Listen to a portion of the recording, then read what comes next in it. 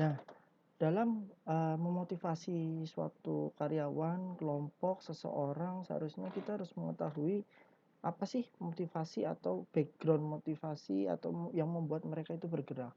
Nah, di sini kita akan mempelajari terkait dengan perspektif kebutuhan motivasi. Ada berbagai macam perspektif kebutuhan motivasi. Dan yang paling terkenal salah satunya adalah teori hierarki kebutuhan dari Abraham Maslow, seperti itu. Teori ini diperkenalkan oleh seorang psikolog ya, Abraham Maslow, di mana menyatakan bahwa orang-orang atau individu itu termotivasi untuk berperilaku dalam pekerjaannya untuk memenuhi kebutuhannya yang terdiri dari 5 tingkatan kebutuhan. Kita bisa lihat di sini ada bentuknya ini ya, segitiga ya gitu ya. Semakin ke atas semakin tinggi berarti itu tingkatan yang paling tinggi. Oke, kita mulai dari yang paling bawah. Secara umum, contoh secara umum, kebutuhan yang harus dipenuhi atau yang dicari seseorang adalah kebutuhan fisik atau fisiologis. Di mana secara umum ini adalah misalnya makanan, minuman, seperti itu. Orang itu termotivasi untuk melakukan sesuatu adalah untuk apa? Untuk makan dan minum, seperti itu. Di dalam organisasi atau perusahaan, orang ingin bekerja, salah satunya adalah yang paling dicari adalah upah minimumnya. Sudah sangat wajar ketika orang mau masuk suatu perusahaan yang ditanyakan adalah gajinya berapa gitu. Gajinya berapa sih gitu. Wah, gajinya segitu, ah enggak lah gitu. Dia punya standar tersendiri untuk upah minimumnya menurut versi setiap individu seperti itu. Ada orang yang gaji 5 juta mau, ada gaji yang 5 juta orang nggak mau gitu. Itu tergantung masing-masing kebutuhannya seperti apa. Nah, seorang manajer itu harus tahu atau mungkin di sini HRD ya, ketika orang mau masuk ke perusahaan harus tahu sebenarnya untuk pekerjaan seperti ini orang-orang tuh ekspektasinya gajinya berapa sih? Karena di setiap wawancara HRD biasanya memang perusahaan sudah mematok gaji berapa, tapi kadang-kadang sambil mengetes juga kepada si yang diwawancara, kira-kira dia mengharapkan gaji berapa sih? Seperti itu. Itu juga bisa jadi riset kecil-kecilan. Nah, setelah kebutuhan fisiologis ini, kebutuhan fisik ini sudah terpenuhi, kemudian meningkat lagi ada yang namanya kebutuhan keamanan, seperti itu. Secara umum contohnya adalah stabil, ketenangan, gitu. Stabil secara ekonomi, kestabilan secara kondisi dan sebagainya. Ketika sudah makan minum oke ya kondisinya tenang stabil. Adapun dalam organisasi atau perusahaan keamanan itu bisa direpresentasikan dengan rencana pasca pensiun. Biasanya ada pensiunan. Setelah kita ngobrol masalah gaji, ada nggak sih upah pensiun gitu. Maka dari itu banyak sekali orang yang ingin menjadi PNS kalau ditanya salah satunya ya nggak semuanya ya. Ada beberapa kalau ditanya kenapa kamu menjadi PNS ya karena ada pensiunannya. Seperti itu. Karena apa? Ngerasa tenang, aman, stabil gitu. Di hari tua ada pemasukan seperti itu. Kemudian ketika sudah merasa memperoleh keamanan, kemudian faktor yang selanjutnya adalah sosial. Dimana kalau di kondisi umum adalah ya persahabatan lah ya, relasi dan sebagainya. Sama juga di dalam organisasi atau perusahaan itu teman kerja. Nyaman nggak teman kerjanya? Bisa diajak kerja sama enggak, ada konflik apa enggak, gitu. Karena kalau di tempat kerja kita sudah tidak nyaman dengan rekan kerja, atasan, itu udah nggak nyaman untuk bekerja di situ, gitu. Nah, kalau sosial sudah terpenuhi, naik lagi ke atas, mulai ke masalah penghargaan.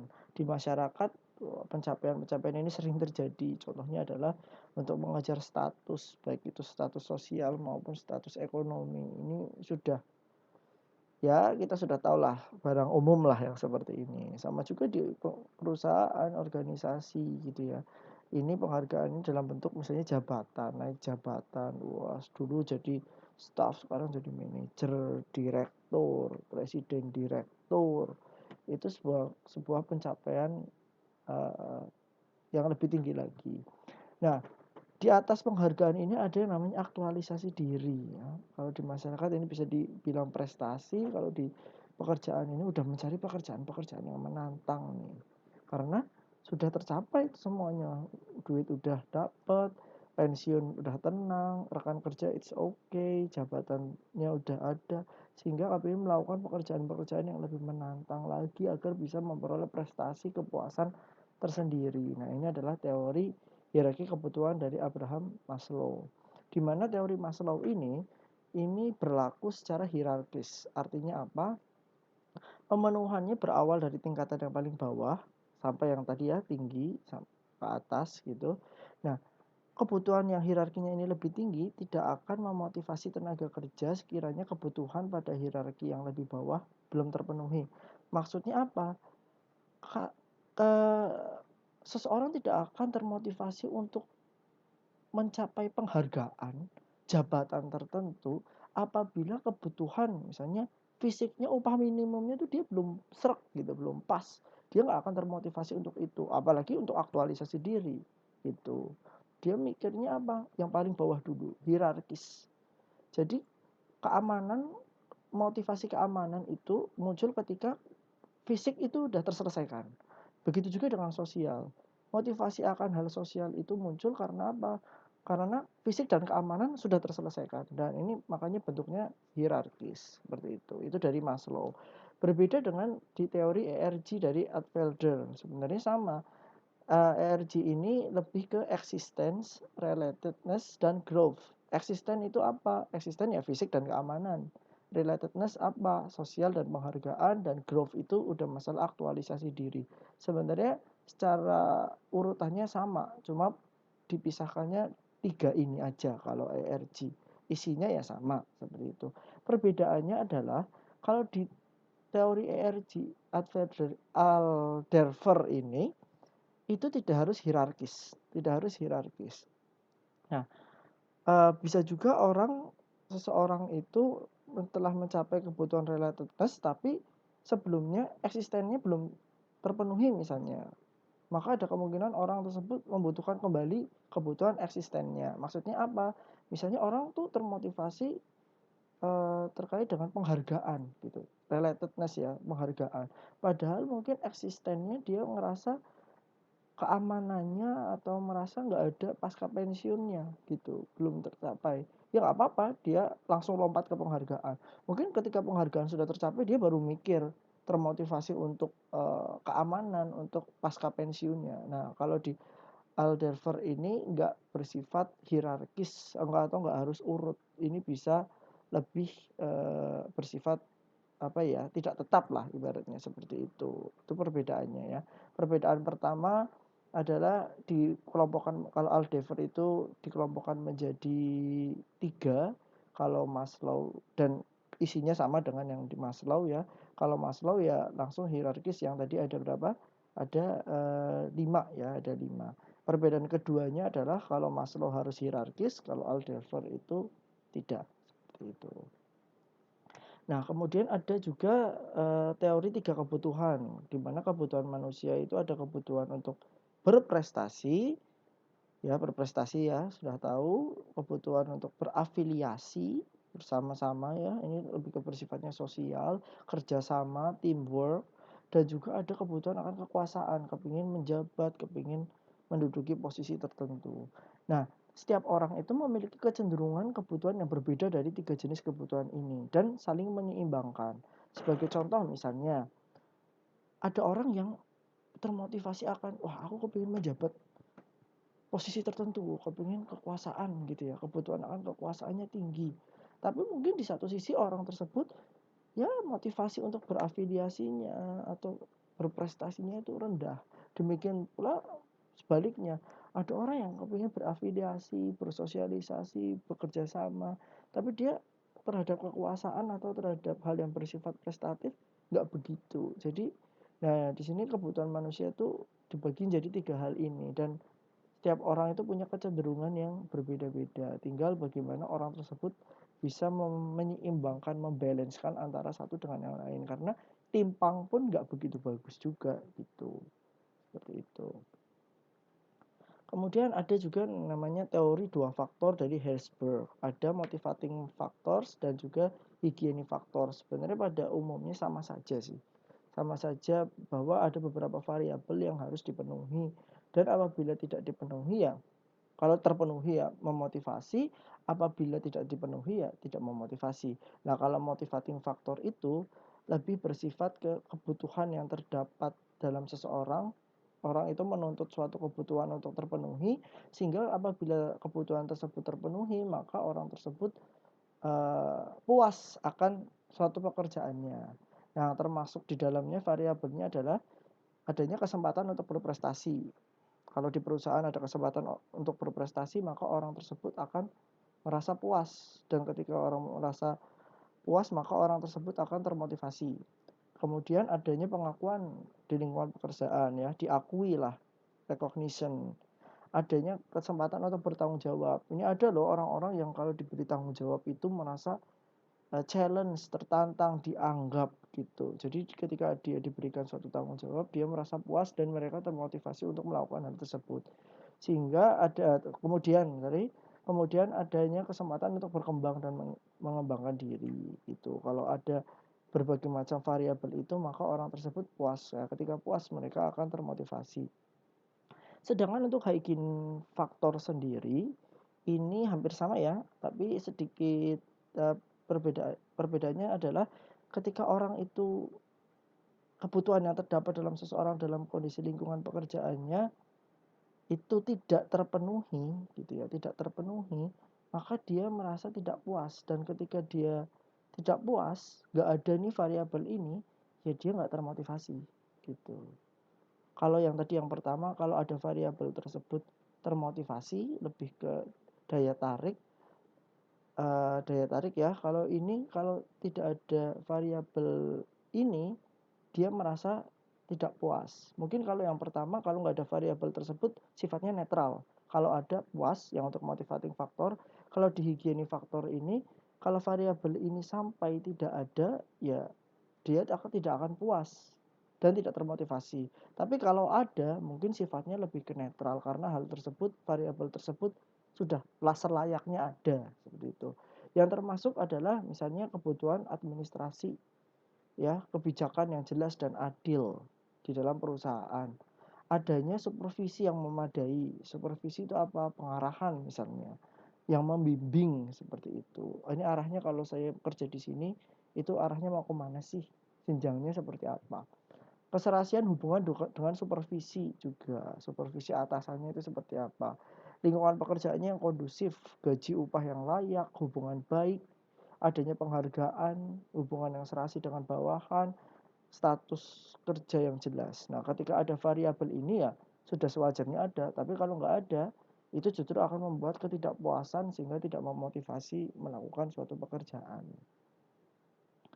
Ada juga yang namanya perspektif keseimbangan dan keadilan. Sudah barang tentu orang itu suka selalu membanding-bandingkan. Dalam pekerjaan, dalam perusahaan pun sama. Teori ini mengungkapkan bahwa orang cenderung membandingkan antara, misalnya, saya sudah memberikan kontribusi kepada perusahaan kok, seperti keahlian, pengetahuan, kerja keras, pendidikan saya juga sudah tinggi, pengalaman, latihan gitu. Sementara teman saya yang baru masuk atau yang mungkin tidak lebih baik daripada saya, kenapa dia bisa lebih dapat bonus atau pangkat yang lebih tinggi? Nah, itu kalau ada ketidakadilan tersebut, orang bisa cenderung nggak termotivasi. Lah ngapain saya kerja keras? Orang dia nggak kerja keras saja bisa dapat, kenapa saya harus kerja keras? Seperti itu. Ada juga terkait dengan hasil penghargaan ya, yang diterima, insentif.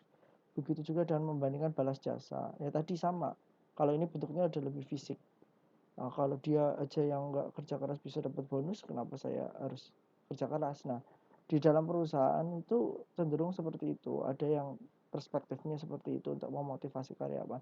Oleh karena itu, ini PR yang sangat besar buat manajer ya, karena berlaku adil itu sulitnya bukan main. Contohnya saja misalnya menjadi seorang presiden ya adil kepada 280 juta jiwa penduduk Indonesia dengan berbagai macam perbedaan ras, suku, budaya, latar belakang, pendidikan, pengalaman, lingkungan, itu sangat-sangat, dan berbagai macam kelompok ya, itu sangat-sangat susah gitu. Maka dari itu memang harus perlu pengalaman atau kemampuan yang mumpuni ketika sudah berada di posisi sebagai manajer, khususnya manajer puncak.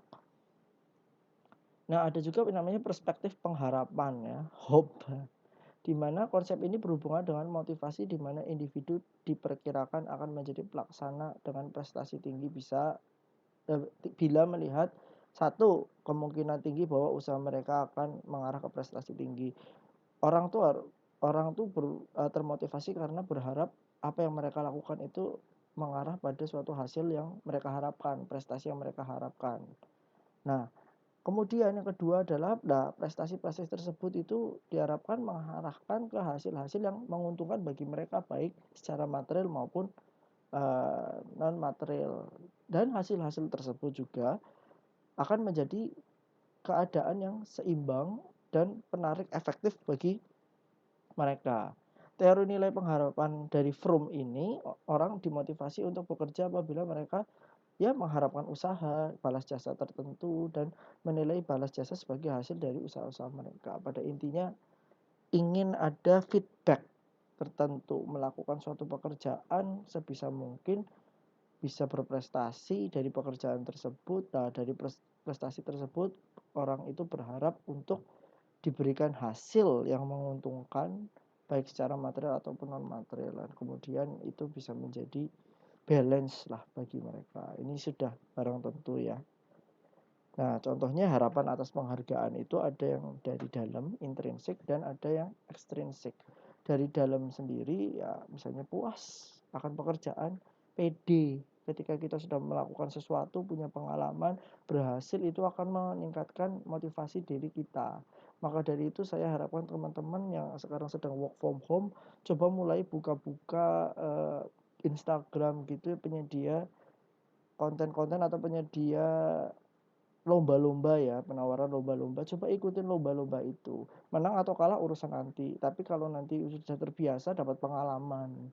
Dan apalagi kalau menang seperti itu. Kalau menang itu akan meningkatkan kepercayaan diri, ada rasa puas. Nah, itulah yang dimaksud dengan yang namanya intrinsik. Di perusahaan juga sama. Kepuasan dalam melakukan pekerjaan ya itu tidak bisa terbayarkan lah ibaratnya. Dan ada juga harapan penghargaan ekstrinsik, selain intrinsik hanya puas saja ya enggak, perlu juga ada stimulus dari ekstrinsik, misalnya bonus, promosi, pujian dari atasan, dari teman sejawat, dan lain-lain sebagainya. Penting mana? Sebenarnya kedua-duanya penting, tapi kalau yang paling diutamakan sebisa mungkin adalah dari intrinsiknya dulu. Adapun ekstrinsiknya adalah sebagai stimulus saja. Karena apa? Kadang-kadang dalam memulai suatu pekerjaan itu kita tidak harus melulu berpikir masalah bonus, promosi, atau pujian. Kadang-kadang memang kita harus nge-branding dulu bahwa kita adalah seorang pekerja keras, dan bukan untuk dilihat ya, tapi dalam manajemen memang nanti akan terlihat seperti itu, bahwa karyawan A itu bekerja dengan baik, dengan giat kerja keras, hasilnya baik. Maka ketika ada kesempatan-kesempatan yang bersifat ekstrinsik itu, bonus, promosi jabatan itu nanti akan datang sendiri seperti itu.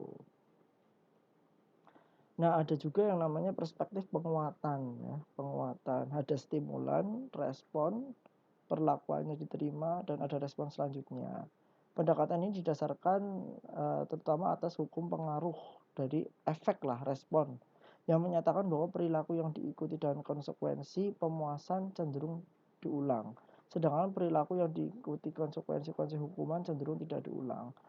Lebih ke masalah reward and punishment sih, stimulan. Ketika seseorang melakukan sesuatu yang baik terus dikasih reward, biasanya termotivasi untuk melakukan lagi. Bila ada orang melakukan sesuatu terus terjadi kesalahan, human error, dan terus ada hukuman, kadang-kadang termotivasi untuk tidak mengulang, lebih berhati-hati seperti itu. Ini namanya perspektif penguatan. Sebagai contoh ya, di sini ada teknik mengubah perilaku bawahan. Pertama adalah penguatan positif. Ini ya seperti penguatan primer, kayak makanan, minuman, atau sekunder seperti penghargaan. Kalau dia bagus ya dikasih penghargaan, dia akan melakukan hal tersebut lagi di masa yang akan datang. Prestasi yang sama lagi atau bahkan lebih, untuk mengharapkan penguatan positif tersebut. Nah, di sini ada nomor 2, 3, dan 4, ada khususnya yang agar orang tersebut itu tidak melakukan hal yang sama di masa mendatang. Pertama adalah penguatan negatif. Ini hampir sama ya, nomor 2, 3, dan 4. Ini individu akan mempelajari perilaku yang membawa konsekuensi tidak menyenangkan, kemudian menghindari perilaku di masa mendatang. Penguatan negatif ini cenderung seperti misalnya, ya tadi, tidak dapat hadiah yang agak sedikit ringan, tidak dapat hadiah, tidak dapat promosi, tidak dapat uang, atau mungkin efek sosialnya bahwa ya Anda gagal dalam melaksanakan misi ini gitu. Lebih bersifat sosial, atau yang impact-nya masih normal lah kalau penguatan negatif, tapi itu berimpact kepada si karyawan mungkin, karyawan agar di masa mendatang dia nggak akan melakukan pekerjaan yang membuat dia terkena penguatan negatif tersebut. Mungkin tidak akan melakukan kesalahan yang sama, seperti itu. Ada nomor 3 agak keras, pemadaman dilakukan dengan peniadaan penguatan. Diemin aja misalnya. Itu didiemin itu bisa juga ya udah tidak dipakai lagi atau tidak diperintah lagi, berarti itu akan menjadi psikologis tersendiri bahwa aduh berarti jangan-jangan kemarin pekerjaan saya kurang beres gitu atau saya melakukan kesalahan. Adapun yang keempat ini sudah bersifat hukuman gitu. Memberikan konsekuensi bersifat negatif. Hukuman itu ya macam-macam ya bentuknya. Hukuman tersebut bisa turun jabatan, pemotongan gaji, atau penurunan jabatan ya, pemindahan divisi itu juga bisa seperti itu. Nah, ini perspektif penguatan. Adapun perspektif yang terakhir adalah penentuan tujuan. Nah, perspektif ini dasarnya beranggapan bahwa perilaku individu itu didorong oleh motivasi individu. Sesungguhnya dapat dijelaskan melalui keterlibatan individu masing-masing karyawan itu dalam menyusun tujuan gitu. Sehingga dia tahu setiap apa aja yang nanti akan dikerjakan dan dibebankan kepadanya. Nah, oleh karena itu manajer itu harus mengupayakan agar para pegawainya, karyawannya itu harus tahu tujuan organisasi itu seperti apa, sampai dengan pekerjaan-pekerjaan apa yang akan dilakukan oleh karyawan tersebut. Paling tidak terdapat 4 fase yang harus dilakukan manajer terkait dengan penyusunan tujuan dari setiap kegiatan. Yang pertama adalah ya penentuan tujuan itu sendiri. Kemudian tujuan itu apakah realistis apa enggak ya, karyawan itu juga harus tahu apakah tujuan ini nih realistis enggak untuk dicapai karena mereka juga pelaksananya gitu. Nomor 3 adalah ada enggak sih dana yang sesuai dengan tujuan dan target tersebut gitu. Baik sesuai dengan target perusahaan maupun individu dalam organisasi. Nah, apabila nanti tujuan organisasi itu selaras dengan tujuan individu, maka pasti individu akan termotivasi gitu. Kira-kira kalau realistis bisa dilakukan oleh suatu individu, ya berarti individu tersebut akan termotivasi. Mungkin dalam perencanaan penentuan tujuan, ketika target tercapai akan ada bonus, ya pasti akan termotivasi untuk melakukan pekerjaan tersebut. Nah, ketika sudah selaras antara tujuan organisasi perusahaan dengan individu, maka seorang individu karyawan akan termotivasi untuk mencapai tujuan dan menunjukkan perilaku dan kinerja yang diharapkan. Oke, itu saja dari saya, kurang lebihnya mohon maaf. Nanti kalau apabila ada pertanyaan, koreksi terhadap penjelasan saya itu boleh dilakukan atau ada saran tambahan bisa dituliskan di kolom komentar seperti itu. Kurang lebihnya mohon maaf. Billahi taufiq wal hidayah. Wassalamualaikum warahmatullahi wabarakatuh.